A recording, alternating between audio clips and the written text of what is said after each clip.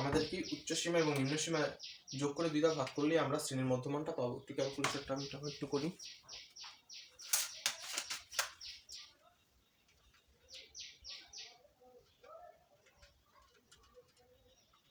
হ্যাঁ 47। তো আমাদের শ্রেণীর মধ্যমান কত? প্রথম সারি 47। তারপরের গুলো কিভাবে বের করবো? তারপরের গুলো বের করার একটি খুব সুন্দর নিয়ম আছে। মানে আমরা ফার্স্টে যেটা পাবো তার সাথে আমাদের দেখতে লাগবে যে আমাদের শ্রেণী ব্যবধান কত। তো 45 থেকে 49 শ্রেণী ব্যবধান হলো 5। গণনা 45 থেকে গণনা শুরু করবে। তো 45, 46, 47, 48, 49। তো আমাদের শ্রেণী ব্যবধান হলো 5। তো ফার্স্টে যেটা হবে তার সাথে 5 অ্যাড করবে। তো 47 সাথে 5 যোগ করলে কত হয়? 52। তার সাথে 5 যোগ করলে 57। তার সাথে 5 যোগ করলে 62। তার সাথে 5 যোগ করলে 67। তার সাথে 5 যোগ করলে 72। তো এইভাবে শ্রেণীর মধ্যমানগুলো বের করা যায়। এখন আমরা গণসংখ্যা পেয়েছি। তো ক্রমজিত গণসংখ্যা কিভাবে বের করব? ক্রমজিত গণসংখ্যা বের করার নিয়ম হলো, প্রথমে আমাদের যে গণসংখ্যা দেওয়া থাকবে সেটা ঠিক রাখবো 7।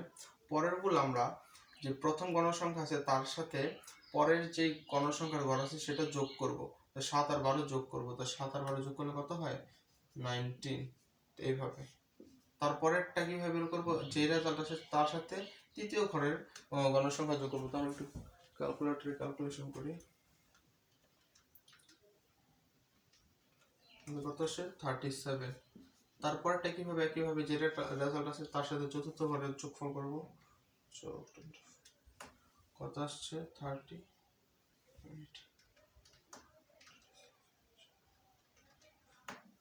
61।